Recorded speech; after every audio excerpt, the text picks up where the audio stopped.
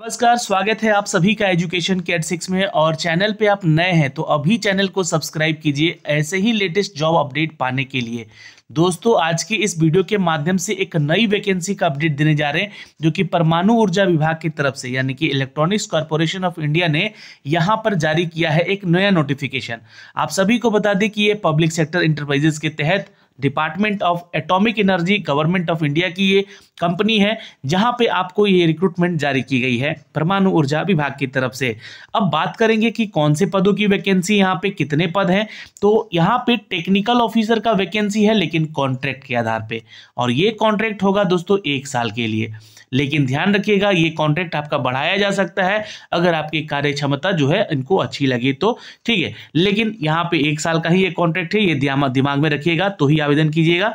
Technical officer का ये vacancy है, कॉन्ट्रैक्ट के आधार पे 200 पदों की टोटल रिक्रूटमेंट है। सीधी भर्ती है, कोई एग्जाम नहीं है, सीधे इंटरव्यू देना है। यानी कि आपको सीधे कहाँ जाना है तो वॉक इन में जाना है, तो यानी कि सीधी भर्ती हुई यहाँ से। लेकिन कौन कौन से छात्र यहाँ पे वॉक इन इंटरव्यू अटेंड कर सकते हैं? जो छात्र यहाँ पे फर्स्ट क्लास की डिग्री रखे हैं with the 60% aggregate, not in average. Aggregate आपका होना चाहिए 60% का थ्रू आउट, ये ध्यान रखिएगा। BTech होना चाहिए आपका।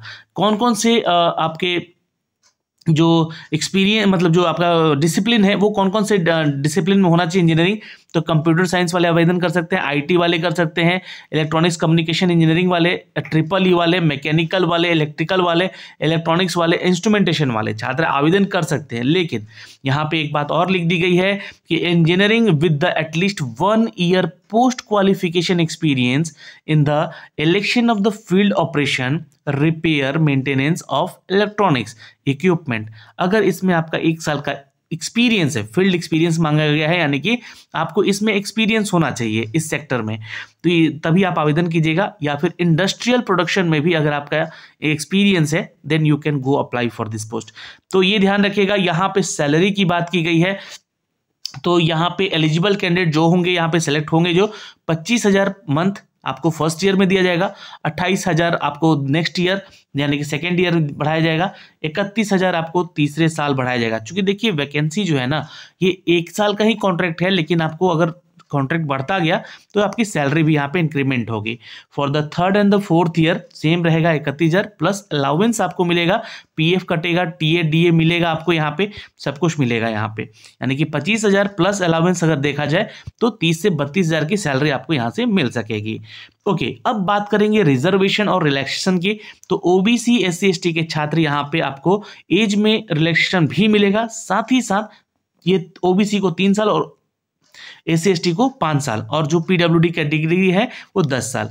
लेकिन जो छात्र यहाँ पर OBC SC ST में आते हैं उनके लिए यहाँ पे दोस्तों क्वालिफिकेशन में भी जी हाँ उनको यहाँ पे छूट मिलेगा। जो SC ST के छात्र हैं जी हाँ सेकेंड क्लास 50% के साथ अगर आप हैं तो आप आवेदन कर सकते हैं, लेकिन फर्स्ट क्लास आपको होना चाहिए, ध्यान रखिएगा। OBC को यहाँ पे, SC ST वालों को सिर्फ 50% के साथ यहाँ पे एग्रीगेट अगर है तो आवेदन कर सकते हैं। बाकी एज में भी इनको छूट मिल रहा है, ये देख लीजिएगा यहाँ पे। अब आपको अटेंड कैसे करना है, तो एलिजिबल कैंडिडेट जो भी हैं आप डाउनलोड कर लेंगे एप्लीकेशन फॉर्म, जो कि इसी PDF में दिया गया है एप्लीकेशन फॉर्म, या फिर आप ECIL.co.in के ऑफिशियल वेबसाइट पे जाएंगे। 9 बजे से लेकर जी हाँ आपको रिपोर्ट करना है, यानी कि यहाँ पे आपको डाउनलोड कर लेना है, और 11 जनवरी को ये आपको एप्लीकेशन फॉर्म लेकर और साथ में रिज्यूमे लेकर अपना जी हाँ जाना है यहाँ पे इंटरव्यू देने। आपको कौन कौन से डॉक्यूमेंट्स लेके जाने हैं, जी हाँ SSC का सर्टिफिकेट यानी कि आपका जो है 10th का मार्कशीट होना चाहिए डेट ऑफ बर्थ के लिए, और आइडेंटिटी प्रूफ में आपका जो है आधार कार्ड होना चाहिए या पासपोर्ट होना चाहिए, या कुछ भी एक कलर पासपोर्ट साइज वाला फोटोग्राफ होना चाहिए। और document support of the qualification जो है आपका 10th का, इंटरमीडिएट का, BTech का, और मार्कशीट उसका होना चाहिए। CGPA में है आप तो ये ध्यान रखिएगा, ये certificate from the institution university जो भी रिकॉग्नाइज्ड है वहाँ से आपका होना चाहिए, वो भी आप अगर ले सकते हैं तो जरूर रख लीजिएगा अपने पास। बाकी जो कैटेगरी में छात्र हैं वो अपना कैटेगरी सर्टिफिकेट रखेंगे जो PWD से संबंधित संबंधित है उसका सर्टिफिकेट रखेंगे। और यहाँ पे दोस्तों रजिस्ट्रेशन जो है क्लोजर टाइम है आपका 11 जनवरी, इस बात का ध्यान रखिएगा। 11 जनवरी के बाद आप रजिस्ट्रेशन नहीं कर सकते हैं और इसके लिए इंटरव्यू भी नहीं दे सकते, यानी कि 11 जनवरी को आपका इंटरव्यू है, आपको 11:30 बजे तक जो है क्लोजर टाइम है 11 जनवरी को ही, उसके बाद आपका इंटरव्यू होगा। यहाँ पे वॉक इन इंटरव्यू का जो आपका एड्रेस है ये दिया गया है हैदराबाद में, CED building, main factory electronics corporation of India limited, ECIL post Hyderabad, या ये पिन कोड पे आप जा सकते हैं सीधे। अब सिलेक्शन का प्रक्रिया क्या है यहाँ पे ध्यान से देख लीजिएगा।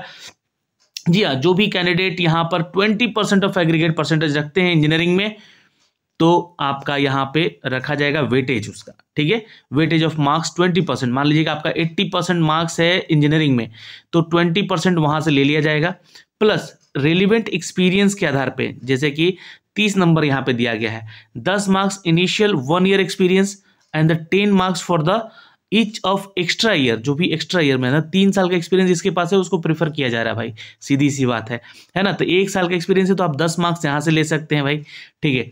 पर्सनल इंटरव्यू जो होगा वो 50 नंबर का होगा, यहाँ पे आपको बाजी मारनी है, यहाँ पे सीधा रिक्रूटमेंट है और ये डायरेक्ट रिक्रूटमेंट में आपको यहाँ से आके आवेदन करना है। ओके, तो आप यहाँ से जो है आप इसके लिए इंटरव्यू देंगे और इसी के आधार पे आपका सिलेक्शन भी होगा। बाकी एक्सपीरियंस जिसका अधिक होगा वो यहाँ बाजी मार सकता है, 30 नंबर सीधे उनको मिल जाएगा, 3 साल का है तो, नहीं तो 1 साल का है एटलीस्ट चाहिए ही चाहिए, 10 नंबर यहाँ से मिलेगा। 20% आपका जो है क्वालिफिकेशन से मिल जाएगा, BTech से, इस बात का ध्यान रखिएगा। तो ये सारी जानकारी है दोस्तों इस वीडियो में, और आपको जाना है दोस्तों इसके लिए इंटरव्यू देने। एज क्राइटेरिया की बात करें तो अपर एज लिमिट 30 साल है, उससे ऊपर नहीं होना चाहिए। एज क्राइटेरिया आपका जो काउंट होगा 31/12/2022 से ही काउंट हो रहा है, इस बात का भी आप ध्यान रखिएगा। PH कैटेगरी से आते हैं तो 40% डिसेबल है तो ही आप इधर आवेदन कीजिएगा। ओके, बाकी जो आपके डाउट हैं इन सभी चीज़ों को लेकर आप कमेंट सेक्शन में कमेंट करके भी पूछ सकते हैं। और ये एडवर्टीजमेंट संख्या है 1/2023 को लेकर, जो कि आपके ECIL की ऑफिशियल वेबसाइट से जारी किया गया है। तो आपको क्या करना है यहाँ पे, तो इसके ऑफिशियल वेबसाइट पे जाना है। देखिए ये इसका ऑफिशियल वेबसाइट है और यहाँ पे रिसेंट अपडेट में आपको ये जो है नोटिफिकेशन यहाँ पे दिख रहा है, तो यहाँ से नोटिफिकेशन डाउनलोड कर लीजिएगा, अपना जो है एक रिज्यूमे बना लीजिएगा और रिज्यूमे के साथ साथ जो है आप इसके वेन्यू पे जाइएगा जहाँ पे वेन्यू का एड्रेस दिया गया है इस नोटिफिकेशन में। और ये कॉन्ट्रैक्ट बेसिस जॉब है, टेक्निकल ऑफिसर का जॉब है। अगर इच्छुक उम्मीदवार है तो आवेदन करिएगा। ये आवेदन एक्चुअली क्या आपको सीधे इंटरव्यू में जाना है तो आप सीधे इंटरव्यू में जा सकते हैं यहाँ से। जी हाँ, आप यहाँ से क्लिक करके इसका नोटिफिकेशन डाउनलोड कर सकते हैं। तो ये है इलेक्ट्रॉनिक्स कॉर्पोरेशन ऑफ इंडिया यानी कि परमाणु ऊर्जा विभाग का ऑफिशियल वेबसाइट दोस्तों, जहाँ से इसके बारे में सारी जानकारी आपको दी गई है।